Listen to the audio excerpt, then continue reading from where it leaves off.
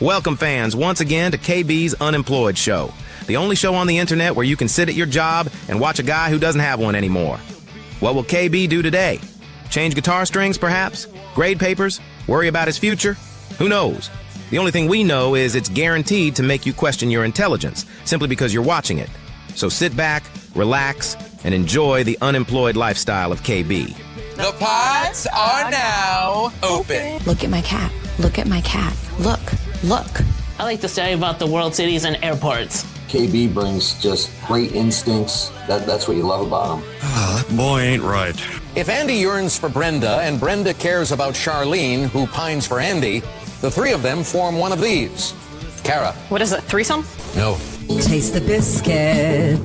Taste the goodness of the biscuit. Lesbians. It's what makes a Subaru a Subaru. I don't mind a bit of bush. 37 in a row? Shut the f*** up, okay? Shut the f*** up. Do you want to start drinking? Yes. You know, I'm going to have to go for 420, Bob. Cheez-Its! Cheez-Its! Cheez-Its! Light this candle. He's right. Let's light this candle. Light the candle. Are you ready for it? And that candle is blazing hot. Hey, I'm here again with another episode of KB's Unemployed show. I'm still unemployed. We're in day 51 of unemployment.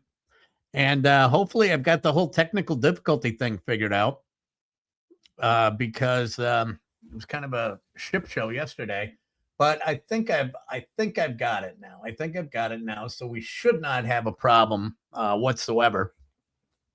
But I was expecting to have a real big show today with Mags and Katie, my former students from Marquette, but I got stood up. I always said, I kind of like to teach college because it makes me feel like I'm in college again. And getting stood up by co-eds makes me feel exactly like I'm in college again. And so nothing, I got completely ghosted. And I said, hey, this will be fun. Just come on in, hang on. I'm going to ask you about school and this and that. And it's like, I'm not a creeper at all. I'm just looking for something that is going to be a little bit different that I can share with the audience. I guess you could say part of what my day is like when I go into classrooms and the kids that I meet and the kids that I like and the kids that are a lot of fun. And these two happen to be a lot of fun and they were all down for it. And then all of a sudden, nothing. So, and then they said they're real busy. Here's the thing about college kids. The one thing that I don't buy at all from them is that, oh, we're so busy. And you're really not all that busy. You're going to get a lot busier when you get out of school and be working 40, 50 hours a week, if not more. So going to 4 classes and getting some studying and not really all that busy, but nonetheless, hopefully we can get them to come back another time. It would have been a lot of fun. But I do have a couple of my UWM students who are definitely going to come on and visit with us at some point in the future. So today I'm going to change things up a little bit because I have to. And I was working with, I'm going to get to that right after I give you some news headlines. But I was working in, doing a lot of stuff with AI and something kind of popped up in AI and I found it to be pretty funny. And I'm going to share a lot of my AI journeys with you because it's kind of a scary thing that we're getting to right now with artificial intelligence and what it can do. And it's not always the best for our society, but sometimes personally, it's pretty good. And I'll tell you exactly what that is all about in a little bit. But let's see. Doug says, is that a gold record behind me on the wall? No, that would be over on this side, Doug. No, that is not a gold record. That was a gift from a friend of mine. And it is a platinum record. And it is a platinum record of Springsteen's Born in the USA. And it was, let me take a look. It was given to a woman by the name of Patricia Cromie. So I have no idea who that is. She probably worked at Columbia Records or had something to do with the recording of the album or the sales of the album. They give a lot of those out to people when an album goes platinum. And then people get them and they go, what the hell am I doing with this? And then they sell them, and then someone buys it at an auction, and then it was gifted to me. So it's a pretty cool, it is a pretty cool keepsake, if you ask me. But anywho, let's get right to it, and let's get to today's headlines. And today's headlines start off, and we're going to go to LA, where Sydney Sweeney is in a lot of hot water over a bold publicity stunt for her new lingerie brand. And just hats off to Sydney Sweeney for venturing into the world of lingerie. I think we all needed it. But what she did was she climbed the H in the Hollywood sign under the cover of darkness. I don't know if H had any significance. It may have, but she climbed the H in the Hollywood sign under the cover of darkness with a crew filming the entire thing, and then strung up bras from her new bra line, which is called SYRN. CERN. I have no idea how you would pronounce that. But it is backed by Jeff Bezos, who's got, I would, if I had his money, I'd throw $500,000 at Sydney Sweeney to sell bras. I would have no problem with that. But most of the items were removed. There's still a few hanging up there. The Hollywood Chamber of Commerce, that controls the rights to the sign, says the stunt was unauthorized. Issued a statement: no license or permission was requested or granted for commercial use or access to the sign. They had a filming permit from LA, but that didn't cover touching or climbing the landmark. Whatever. Potential charges like trespassing and vandalism are being discussed. She posted a stunt of the video on Instagram, but has not addressed the backlash as of yet. So LA is up in arms about Sydney Sweeney hanging bras on the Hollywood sign. No word yet on whether or not they've rebuilt any of the Pacific Palisades or Malibu. People are getting out of control with this whole ICE immigration thing. And it's starting to get scary. I don't know how people ever turned this way. But people are completely unhinged. As I've said on more than one occasion, and I'm going to dive into this a little bit more. But as I've said on more than one occasion, we have to get used to just going, that guy's an asshole, and then forgetting about it. Right? I don't know why everyone has to jump on everybody's, bandwagon, and why it has to be so, attack. And but this is absolutely idiotic. There is a Virginia nurse anesthetist. Now, that's what my son does for a living. But this Virginia nurse anesthetist at Virginia Commonwealth University says Melinda Cook is no longer employed. And this is where people get stupid, because she appeared in TikTok clips suggesting demonstrators carry syringes loaded with a paralytic medicine to use as a deterrent against ICE agents. She encouraged people to spray agents with a poison ivy mixed in water, and suggestion women go on dates with immigration officers to tamper with their food and drinks using laxatives. Going out, you're in the medical profession. She was fired immediately, which rightfully so, but she's in the medical profession, and that's absolute craziness, because thank you. Jacob in advance says Srin is pronounced siren. Okay, great. I appreciate the clarification there. VCU said the comments were highly inappropriate. It notified authorities. She was fired immediately. So far, no criminal charges have been announced, but I have a pretty good idea of how much a nurse anesthetist makes, and it is freaking sick. And you got on TikTok, shot your mouth off, which was totally unnecessary. She threw so much freaking money out the window. And she looked pretty young too, in her early 30s. And I know what it costs to go to become a nurse anesthetist. So she threw probably a couple $100,000 in a salary out the window and is going to be sitting with a couple of $100,000 in student loans. What an idiot. It's like, people, we just got to back off on this stuff, man. We just have to back off because it's just not, it's driving me crazy, to be perfectly honest with you. I'm kind of glad it's cold out because I don't have to go out and deal with anyone.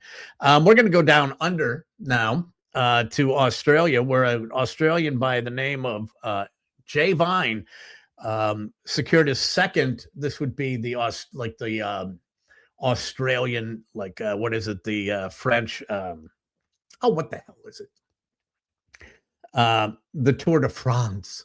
This would be the equivalent of the Tour de France, the Tour Down Under. He got his second in 3 years in Sunday's final stage.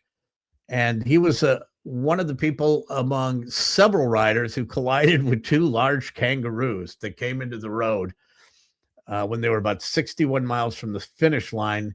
He hit the backside of one kangaroo, forced him to swap bikes twice before rejoining the pack.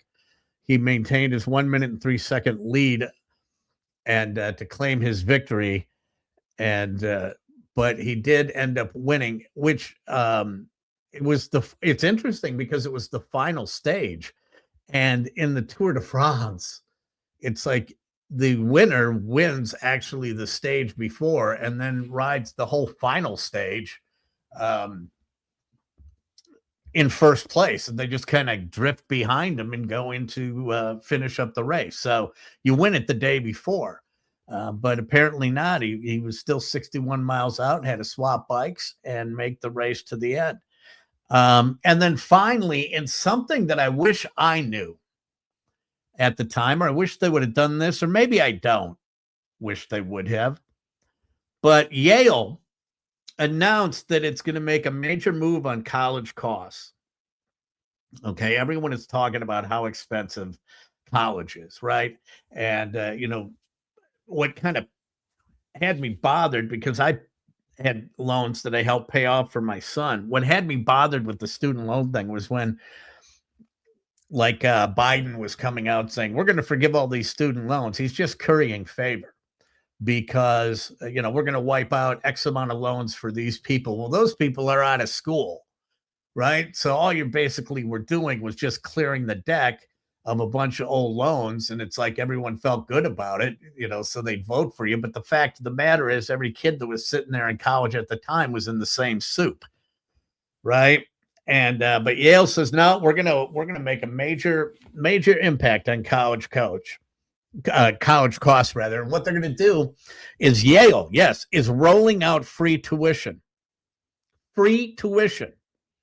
starting with this fall's incoming class. Now get this, wait till you hear these numbers, who is getting free tuition.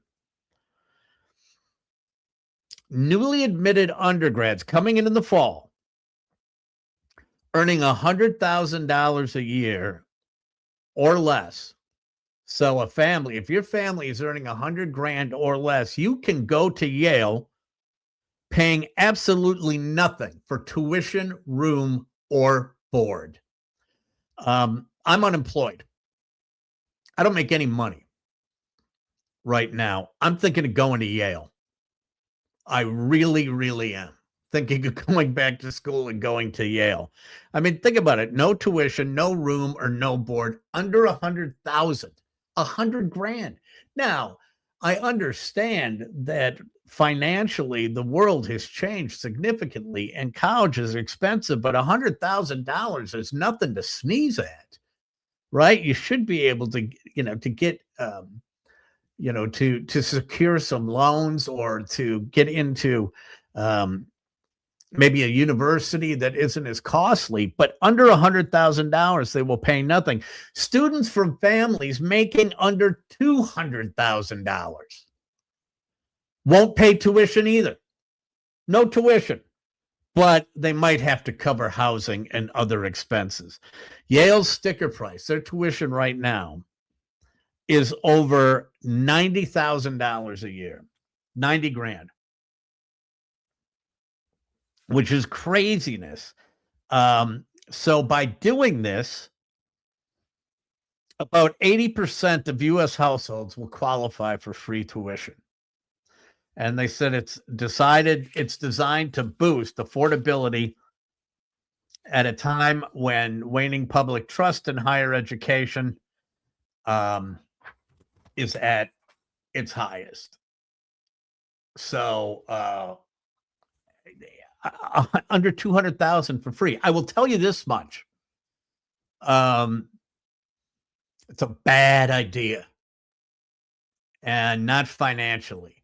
I mean, because you look at those Ivy League schools and they've got endowments of billions. It's not going to cost them anything to bring people in. They can cover the operating expenses of the university. So that's not that big of a deal. But here's the problem with that. If you're going to end up with a train wreck of a student body, because if you have a lot of kids who are in there who are not Ivy League qualified, and maybe they will still have admissions qualifications, so they're bringing the proper type of student in. But if you have no tuition, it is going to end up being a train wreck, because these guys aren't going to have any skin in the game. And if they don't have any skin in the game, then they can just go absolutely psycho. Right? I would probably, let's say I did go back, it would be, I'd graduate with a 2-point. I would do the absolute least I had to do to get by. Even if I was in of college age right now, I'm doing the absolute least I had to get by, and I'm just going to go out and party. I'm just going to go out and run it hard. Now, Yale is in New Haven, and I had a client out in Milford, Connecticut, which was right next to New Haven, and New Haven is hardly a rockin' area, but you're not that far from New York. And there is a safe bet that I would be running it hard if I'm getting free tuition at Yale. The big old sweatshirt with a Y on the front and that megaphone that says Yale.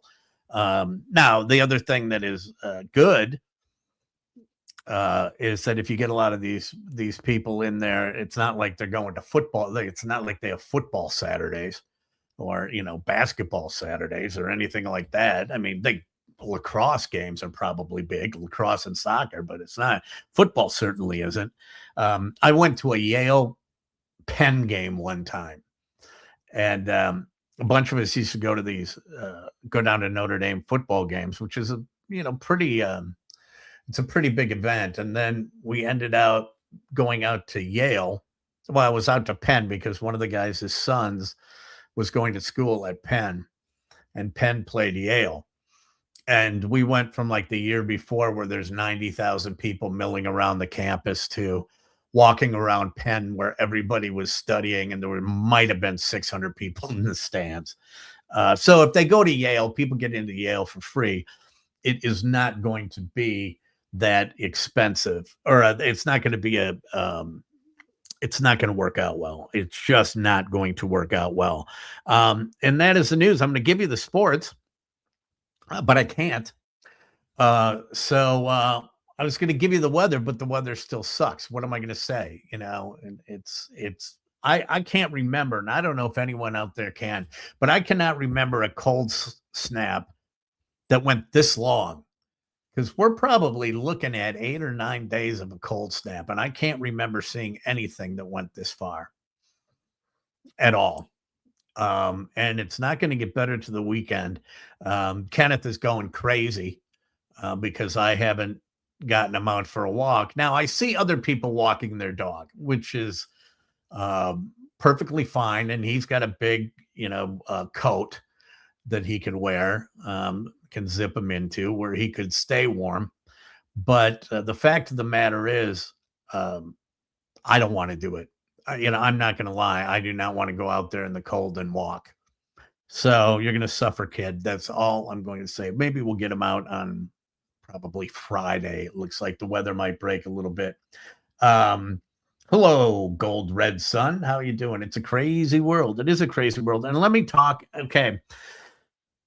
As you know, I'm gonna talk about what a crazy world it is right now. I don't like to get political, but I don't see this as being political. But I'm going to, fill you in on a bit of a story here that happened. And we've gotten to the point where if I'm not with you, I'm the enemy. It's not enough. A friend of mine predicted this a while ago. He said, we're getting to the point where it's not enough that you understand and condones and understand someone's point of view. If you don't condone it, you're evil. And this was probably 20 years ago that he said this easily. And, sure enough, that's the point that we're at. It's like, okay, you can have your opinion, but if I'm not on your side, look out. You're going to get absolutely ripped to shreds and you're an evil person and everything. I tend not to get political. I come from the school of you don't talk about religion or politics, right? It's nobody's business.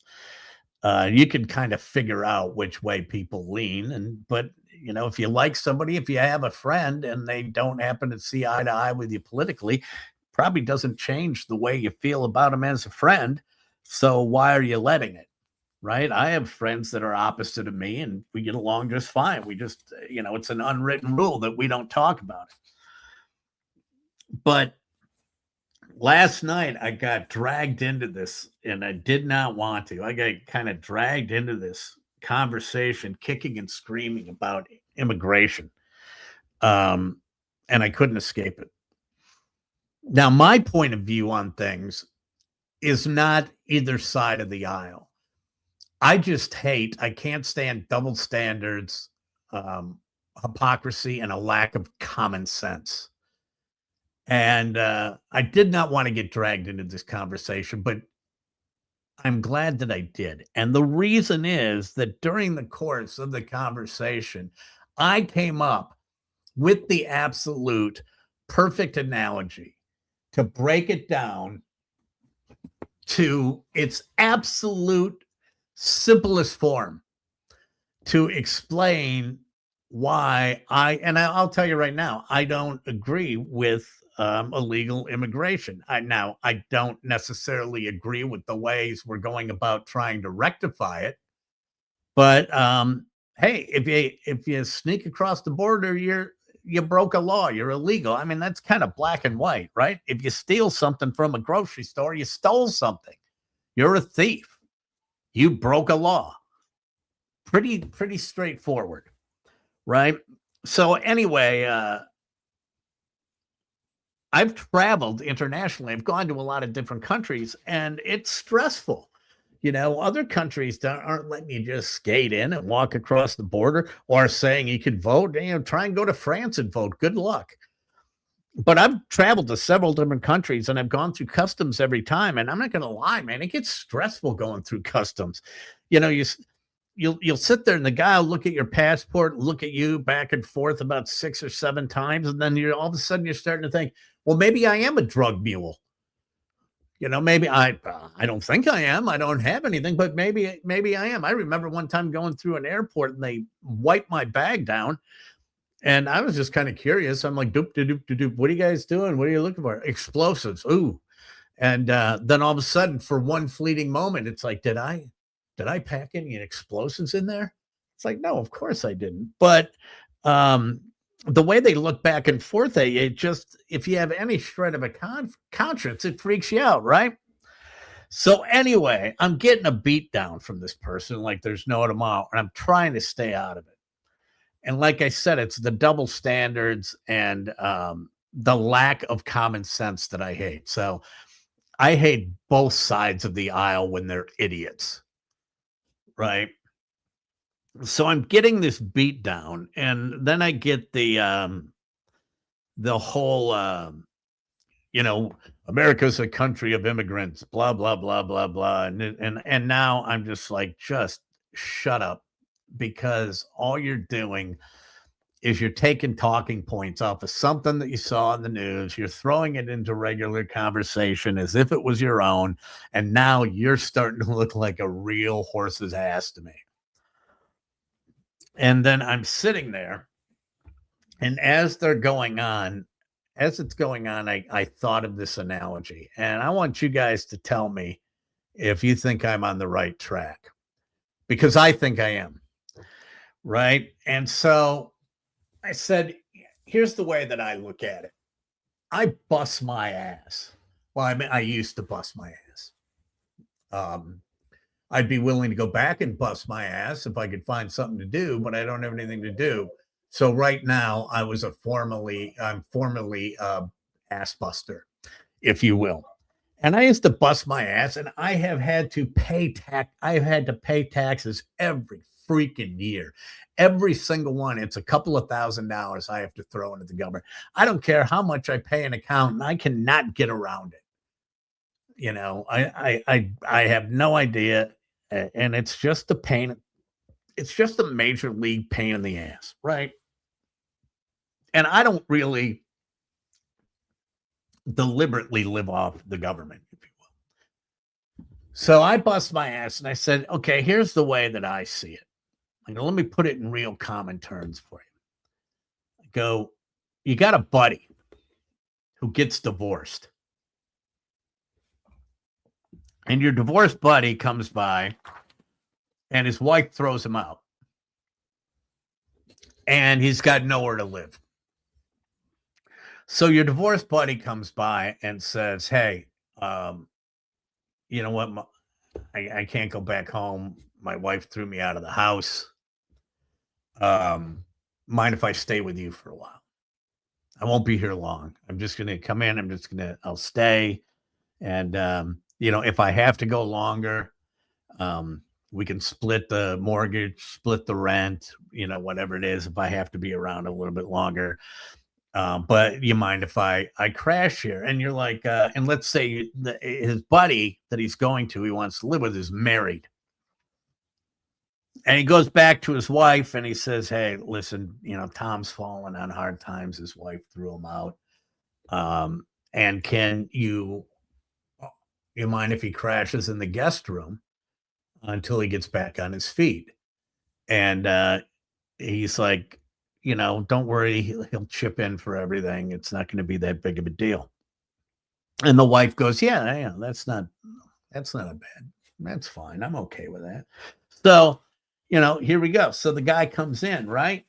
And he moves in, and he's in your guest room, and you realize that your house isn't quite the same with him in it. Okay, we'll get used to it, right?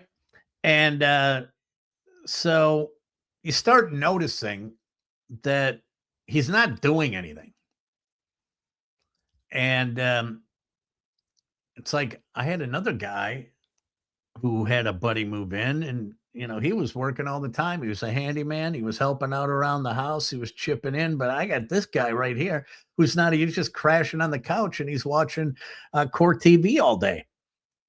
And then the next thing you know, he's in the fridge or in your snack pantry, and you come home and you might want some pretzels, something like that. And it's like, you look in there, it's like, wow, where the hell are all those pretzels? Honey, did you eat the pretzels? No, I didn't, Tim ate them. Oh, Tim ate the pretzels. Oh, okay. Well, yeah, whatever. We'll get some more, and then those are gone.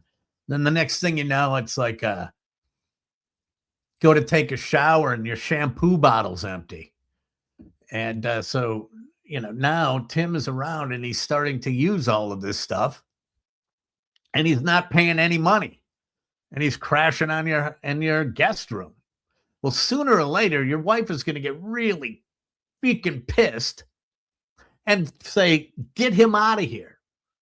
And at which point you go, "Hey, he's having a hard time. No, I'm not gonna do that. And you don't want to throw him out. Don't worry, I'll talk to him. I'll talk to him. And then you talk to him, and he's like, yeah, I'll start doing something. And sure enough, a month later, he has done nothing. And your wife says, if you don't throw him out, I'm going to. And the husband's like, no, well, come on, he's this and that. And then finally, one day, Tim goes out for a walk and he comes home, and the guy's wife is throwing all the clothes on the front porch and locked the door, and he's got nowhere to go. And then furthermore, she gets mad at her husband, and throws him out of the house. So now you got two guys out of the house. But that's the way that I see this whole thing, is that it's like, I got no problem if you want to crash on my couch, just do your part, right? But if you're just going to come in and crash on my couch and eat all my stuff and use all my shampoo, borrow my car or whatever, we're gonna run into a problem, and someone's gonna get pissed, and it's not gonna end well. And that's what's kind of happening, right? People are getting pissed, and it's not going to end well, and you end up in these knockdown, drag them out fights. Now, like I said, I don't like the way that I'm so annoyed with everything about the way that everything is being handled, because the media are the true scumbags in all of this, because they've obviously got an agenda on how to spin things, and you only get part of the story, and it drives me abso-freaking-lutely crazy. But as Ben says, leaders making decisions that define plain common sense and complaints without offering solutions. That's the worst that I have. I cannot stand the non-offering of a solution. And especially when the one that drives me nuts is when there's a shooting. And it might be a mass shooting. It doesn't have to be. It's a high-profile shooting. And then, Barrett used to do this all the time, and Chevy Johnson is. And there's a shooting, and then they come out and they start screaming about getting rid of guns. And then when the cameras turn off, no one comes up with a law. No one comes up with a solution. It's like, oh, I thought you said we were going to do this. Where's the plan? Right? If they were working in a regular company, your boss would be going, hey, you got that gun plan yet? Oh, yeah. And that's what drives me crazy. I don't care what side of the aisle you're on. I don't care what you stand for. Number one, plant your flag wherever you want. I don't really care. But don't be a knob about it. Don't be an absolute idiot. Don't follow things blindly. And I do remember on a Bruce Springsteen live album, he made the comment, and I tend to agree, with part of it. He said, today, blind faith in your leaders will get you killed. And he's not wrong on either side. Blind faith is going to, get you killed. And that's a sad thing. Well, maybe not killed, but it's going to make your life a living hell. And it's just educate yourself, folks. That's all I'm asking, is just educate yourself. Okay, that's really all we need.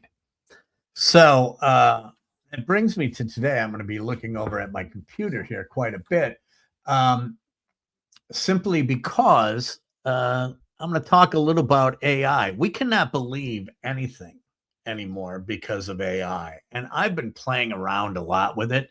As a matter of fact, a lot of the stuff that I use is AI generated. And I actually teach my kids how to use AI. And the way that I go about it is I kind of shock it into them, because everybody on the campuses are like, oh my God, AI, academic integrity, they're going to use it and they're going to plagiarize. And well, my kind of approach is it's going to catch up to them, right? I'm not hiring them. So if they want to do that, that's fine. They're just hurting themselves in the long run. But oh, how do we handle AI? Academic integrity, and which sometimes I think is a oxymoron. But I kind of put my head to it and I said, well, how are we going to deal with AI? What are we going to do? And so I leaned into it. And I'm teaching in the advertising field. So what I told students, I gave them an assignment and I said, here's what I want you to do. I want you to go, and I give them a product. I want you to go and create an ad using AI. And I want you to use only AI. That's AI to write the headline, AI to do the imaging, AI to do the logo, whatever it is. Everything you do, I want you to only use AI. I want none of your thinking involved, only AI. So, and they come in and I said, print it out and bring it in. And so the students print it out and they bring it in and they put them out over a table and we stand around the table. And I say to the students, okay, of all these ads that you did with AI, which ones do you think are the best? Do you think you have are there good ads out here? And they're like, yeah, there's some good ads. So we go around and I say, well, what ones are the best? And we narrow it down. We get about 3 ads out. And I look at them. I go, okay, so these 3, you think these 3 ads are great ads? Yeah, yep, those are great ads. And I said, if you were the client, you would run these ads. Yep, I would. Those are good ads. Yes, we would run those ads. And I said, okay. And I just stop and I look at them and I said, I got one question for you. Why should I hire you? Crickets. Absolute crickets. And they go, what? I go, why should I hire you? If those are good ads, I have no reason to pay you $150 an hour to write my ads. I can pay someone $36,000 a year to learn how to write prompts and spit out what I want. And that kind of shakes them shakes them a little bit and they understand what I'm getting at. So I use a lot of AI. If you go to the YouTube page, all of those thumbnails are done with AI. All the descriptions are done with AI. And I use it because it's a time saver, not because I have the ideas. It doesn't give me any ideas. I just don't know how to do things. I'm not an artist. I'm not a graphic artist. I'm not a designer. If I had to do that daily, it would take me 6 or 7 hours and it would just absolutely kill me. But if I know what I want, I can go tell it what to do and then refine it. So what I basically say is to students, I go, if you can use it as a tool and not a crutch, you can do a lot of good things. It's scary when people start talking about how it's going to think on its own. And to be perfectly honest with you, I'm getting a little bit unnerved by it because now that I've been using it over and over, and I use 3 or 4 different ones just to mix it up and get a different look at things. And I use Grok, and I use Perplexity, I use Gemini, and I also use ChatGPT. But as I start putting stuff in and it's learning from me and what I want and what I like, and the prompts that I'm using have to get shorter and shorter, and it's spitting out exactly what I want. And I'm like, okay, I don't like this, but I'm almost dead compared to other people. So I'm not going to have to deal with it that much longer. But AI is not infallible. And if you have a trained eye, and I'm sure the day will come that it's not going to be like this, but if you have a trained eye, you can notice it. And I can look at videos. I can look at right now TV commercials. I can look at stuff that's in movies, and I can go AI, AI, AI. One of the tips is look at the mouth. The mouth and the eyes. Then you're going to figure it out that it's AI. And I don't know if any of you have seen that commercial with the fat kid that talks about, don't tell me I'm not healthy, blah, blah, blah, blah, blah, blah, blah. And it's he's just staring straight ahead at the screen. That guy doesn't exist. That's a total AI character. They type in the script, boom, they spit it out. And it's done, so it's a lot cheaper than anything else, right? But I do use a lot of AI. So this morning, I was using AI to pull some things together. And I think this is absolutely, to me, this is absolutely hysterical because I wanted to do a thumbnail and I did it within another program that was different than the one that I used for the thumbnails. And the one that I used for the thumbnails, it spits out a image of me that is pretty true to life. I mean, it might change things a little bit, but they're barely noticeable. It's still, rings very true, and it still um, is the same as the image that I put in. But I went to another image to get some thumbnails, and I put the same picture that I put in for everything else, and these are the things that came out, and I just had to laugh. I'm like, damn, I wish I could look this good. It gave me 4 options. And I was putting it in when I was talking about, I put up a short about how Southwest is, totally effing up their whole airline. And I said, give me a thumbnail for this. And they came back and and my picture went in, mind you. Here's the first image that came back. There I am. Yeah, that's supposed to be me. It kind of took I mean, I can kind of see some of the features that are me, but definitely none of it is me at all. I suppose there's the jowly thing, which reminds me I've got to get back on my diet because I had lost that. And now I'm up 8 or 9 pounds and it's back and I feel horrible about myself. But that's neither here nor there. It's none of your problem. It's none of your problem. It's my problem. And I shouldn't be dropping it on you. So this guy is supposed to be me, not me. So I look at choice number 2. Boom. Nothing like me.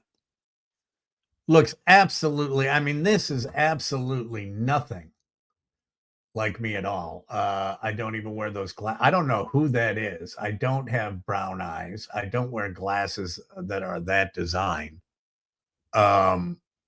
Absolutely no clue. No clue.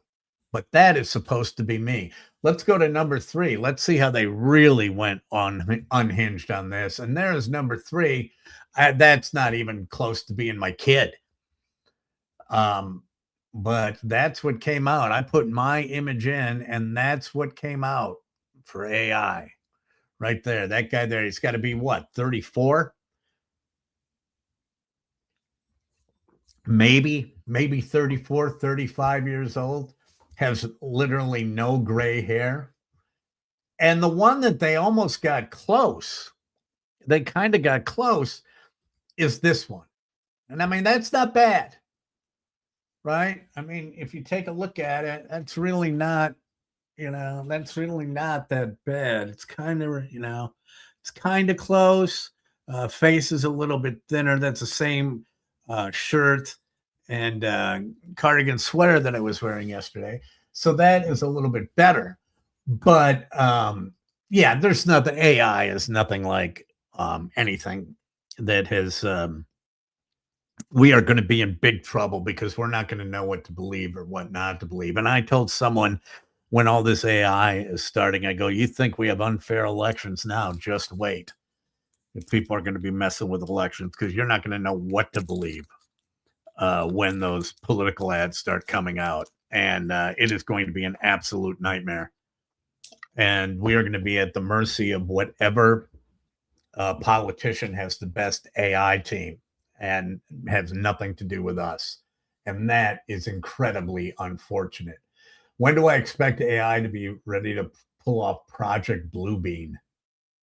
Bluebeam. I don't even know what is Project Bluebeam, Original K. I don't even know. Fill me in on that. Educate me because I am pretty much clueless out of that. But I'm going to show you some other things that I did with AI, which I think are kind of funny. when I was doing the previous radio show, I was messing around with AI to see how we could use it for social media promotion. And Drew and I had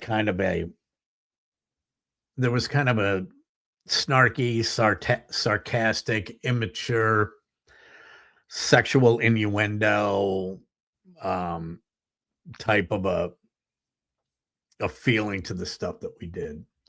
So I went full on misogynistic and started creating stuff that we were going to use. When they threw us over to digital, I was going to start dropping this into the YouTube feed, because when they were doing the YouTube feed, what was going on in between commercials, I would watch the numbers of people who were on, and they would leave when it went to the commercials. So I'm like, okay, well, I better put something there that's going to entertain them so I can retain the audience for 4 or 5 minutes. So I was going to start messing with AI.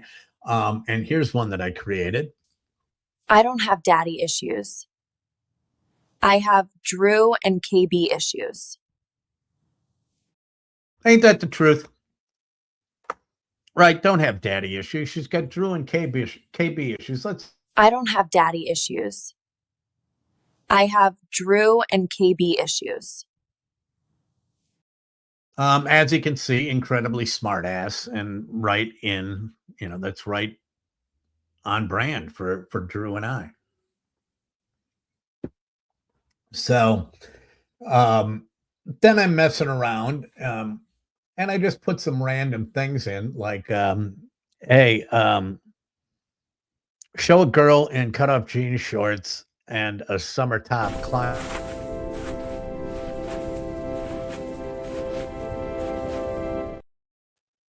There you have it. I mean, and that is, just watch this over and over.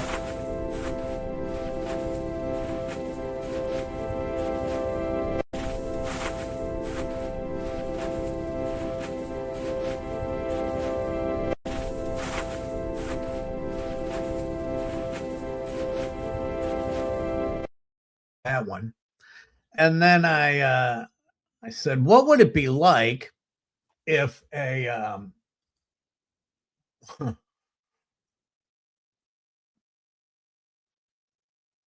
oh, where we go. Okay. Project Bluebeam suggests a staged alien invasion or divine event using advanced technology to manipulate human behavior. They've already used technology to manipulate human behavior, and it was called COVID. I was all over saying it was a social engineering thing, and people said I was an idiot. And it's like, again, believe what you want, but this is where I summed up the whole COVID thing when I said this is all bullshit. And the reason is, if we had a worldwide pandemic that required all of us to be vaccinated to protect humanity from dying, you wouldn't leave it in the hands of a guy at Walgreens with a Sharpie, right? I mean, that's the whole thing. You better show your vaccination card. It was some guy at Walgreens and wrote a Sharpie on a card, and that's what it was. Here, you're vaccinated. That was the proof. You mean we didn't have any computers? You didn't have a computer database, for Christ's sake? So that's when I knew that was crap. But Project Bluebeam,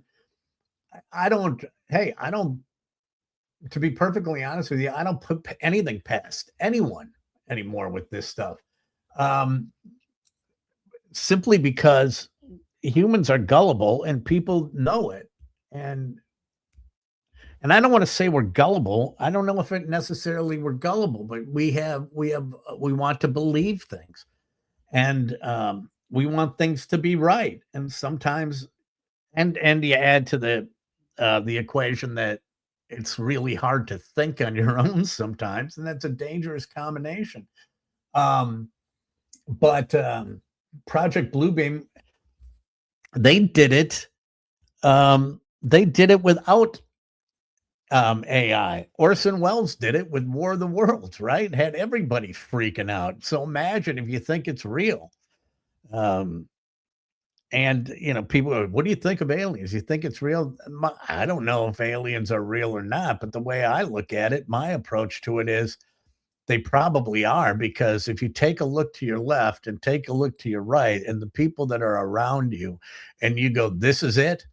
This is the smartest in the galaxy. There's no one out there that's better than we are. Oh, come on. Give me a break. It's pretty arrogant to think that we are the highest form of intelligence in a galaxy. Of course we're not, but I don't have time to worry about it, But anyway, so Freedy says using Chat GPT. I use Chat GPT, Perplexity, Suno. There's one OpenArt AI, Grok, Gemini. I'm curious, and that's I'm not going to be an expert in this, but I just like to goof around and play with stuff, and I like to see what it can do and how far I can push it. And that's kind of the way that I am with this. But Chat GPT or some of these have its drawbacks, because I was trying to get a picture to do something, a woman from a 1950s like a Life magazine cover, and I was looking for something, and I did get a very attractive woman, but this very attractive woman is apparently eating her own twin. And if you take a look at that, I'm like, well, that's not really working, is it? I mean, we got a bit of an issue there with that. So it does have its shortcomings. When I went down here, I'm going to give you a few more videos. Just things pop into my mind. How about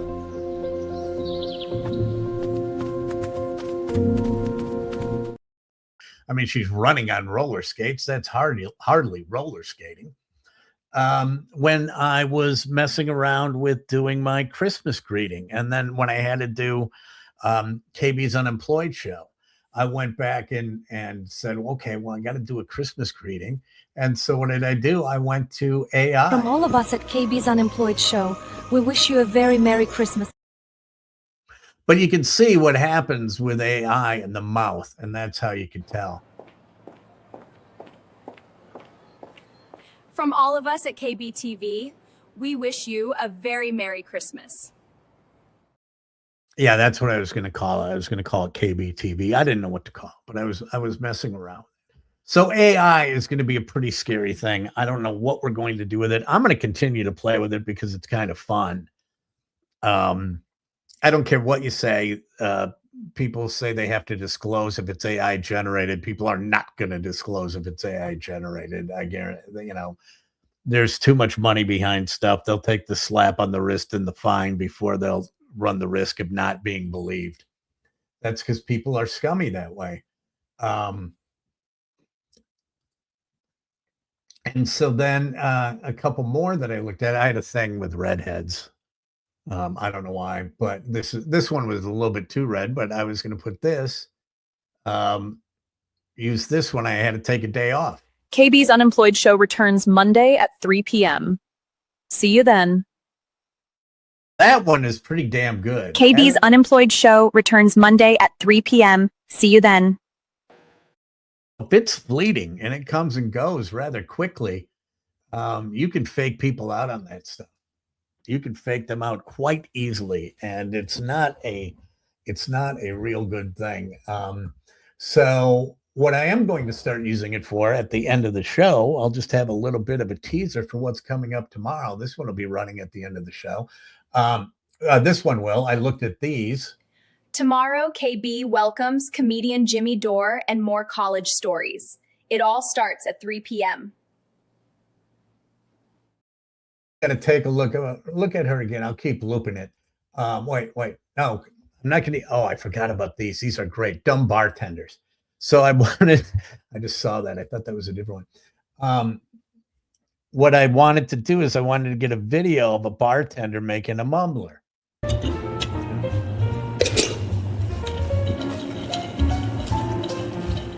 There you are. Simple, smooth, and a little sweet. Enjoy.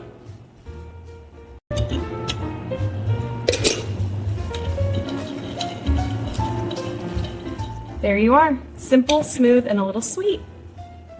Enjoy.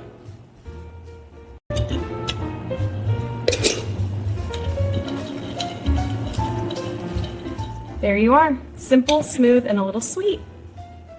Enjoy.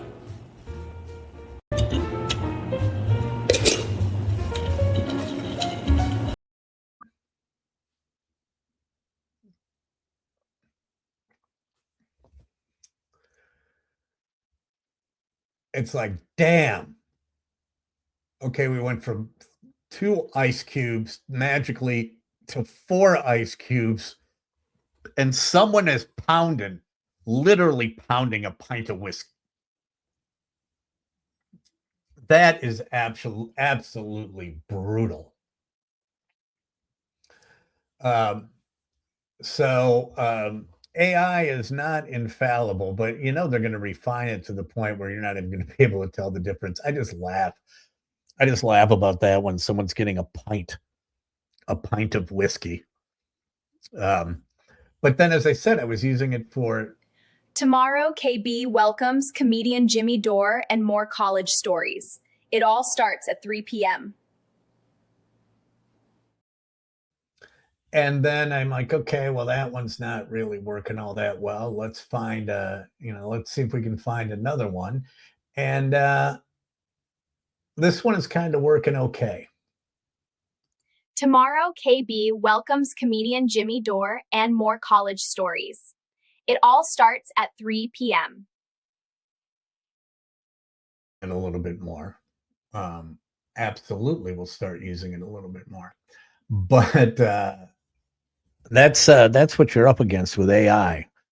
So that brings us to the point in the show where I do a couple of my favorite things, which is, first of all, what color is the sky on your planet?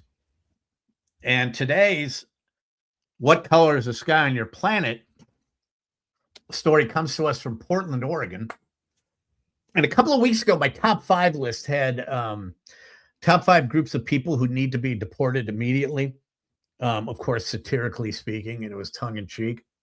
And yesterday, if you watched the show, it was another 5 groups of people that need to be deported immediately. But up at the top of the list the first time was craft beer snobs. And this story proves it. There's a brewery in Portland called Breakside Brewery that has teamed up with Columbia Sportswear for a limited edition brew that's getting a lot of attention. It's a light lager called Nature Calls. And what it is a lager where they've added a little bit of honey and huckleberry for flavor. And then it has black bear droppings from Montana, infused into pure Bull Run river water and carefully processed to ensure it's 100% safe to drink. It is black bear droppings from Montana and Bull River water with huckleberry for flavor.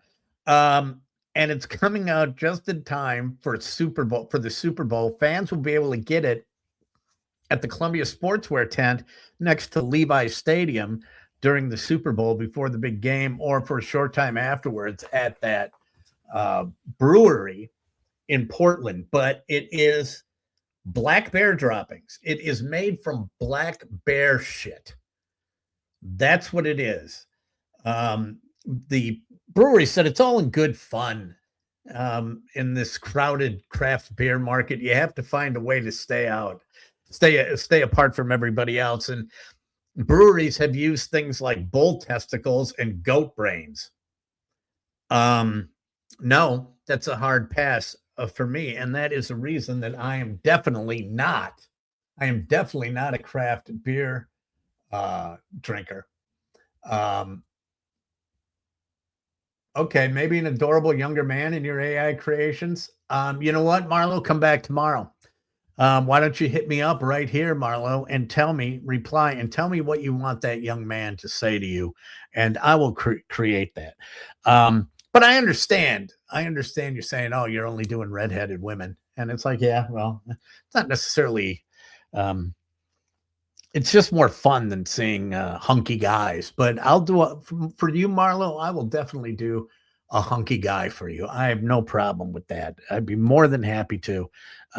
So look for that tomorrow. Definitely, if you come back tomorrow. But I don't drink craft beer, and that is yet another reason why I am not going to drink craft beer. And I want to meet the guy when they're sitting around the conference room table, says, wait. Black beer shit.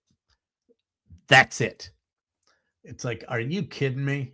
You have got to be dry shaving me. Or what color is the sky on your planet? And now, finally, before I close the show, and I will be getting back and making, and then right after the show is over, I'm going to make for Marlo, Marlo guy in a Packer jersey. You got it. You know what? Maybe I'll have the football jersey ripped in half, and he can have like 6-pack abs instead of a quarter barrel, like most Packers fans.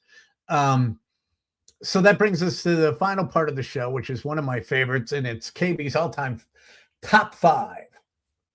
And my top 5 today is something that is near and dear to my heart, and that would be salty snack treats. And that is my downfall right there. Salty snack treats are my Achilles heel.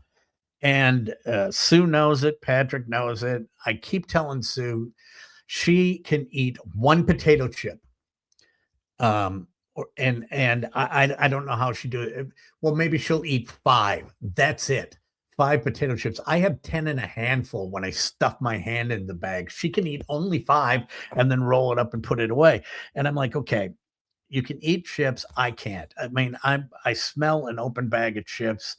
It's like a moth to the flame, right? And that's probably why I'm the size that I am.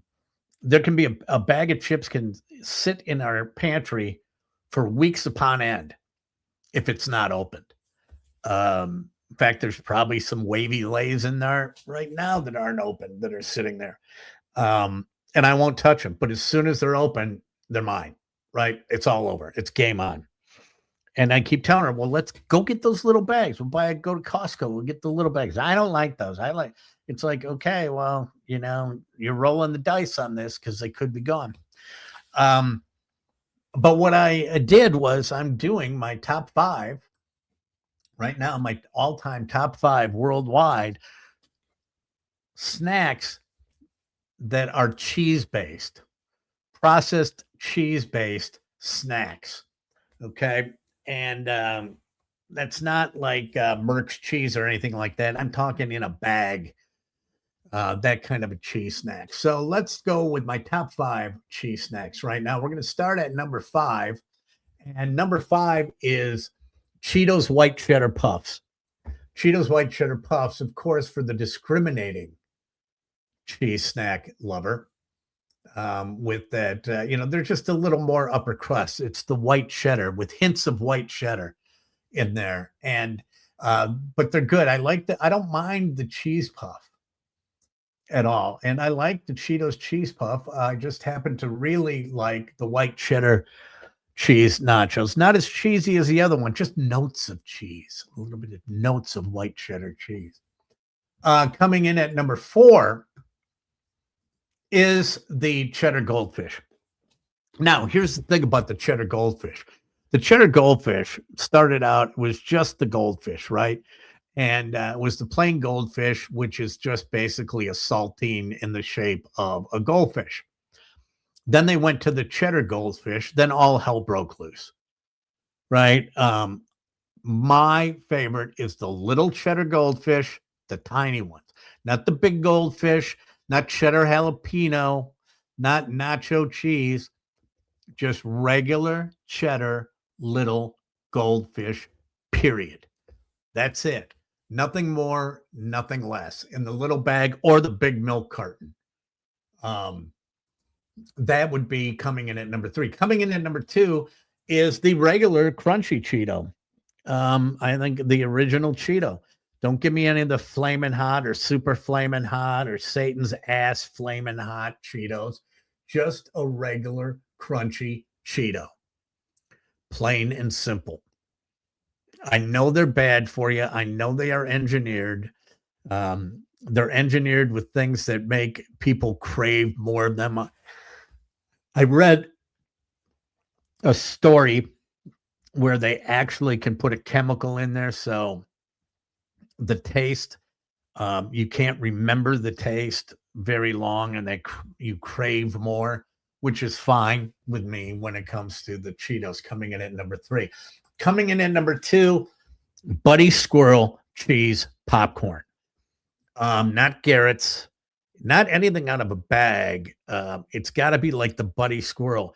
For the longest time, Pick and Save prior to COVID was doing big things of cheese popcorn. They were making it in the store, and it was fantastic. It's got to be just buttery and cheesy, to the point where you almost have to put on surgical gloves to eat it because you're not going to get the orange off for quite some time. But the Buddy Squirrel cheese popcorn is the best.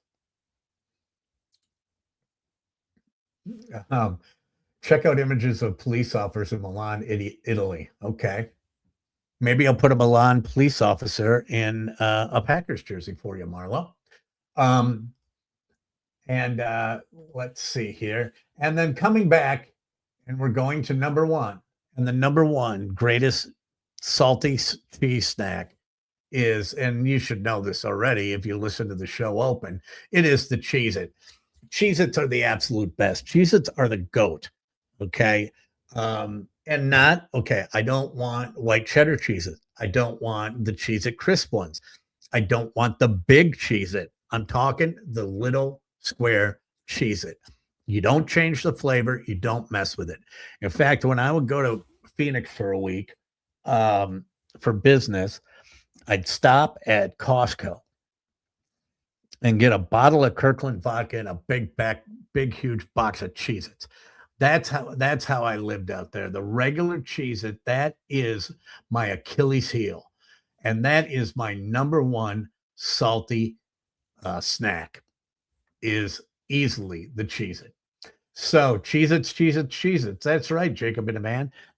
You know what maybe tomorrow I'll do is I'll show you where I found that if I haven't done that already, because it's incredible. One of the funniest things I've ever seen on the internet.